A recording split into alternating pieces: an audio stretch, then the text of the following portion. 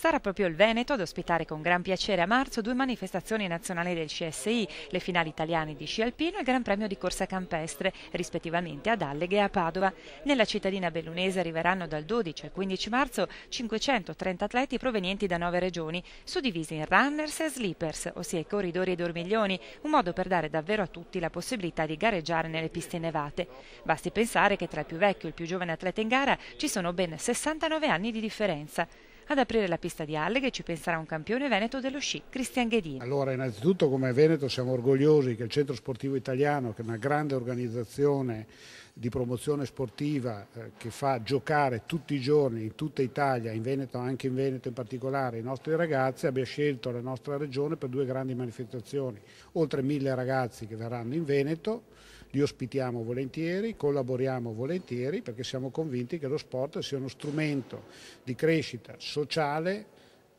fondamentale. Oltre 560 gli atleti provenienti da 9 regioni e da 41 comitati italiani, un ottimo livello tecnico e la cosa francamente non ci dispiace, ma soprattutto quella passione educativa, quella voglia di stare insieme, di fare festa, di portare a casa una grande esperienza umana che caratterizza tutta l'attività quotidiana del Centro Sportivo Italiano, ma soprattutto le manifestazioni e le finali nazionali.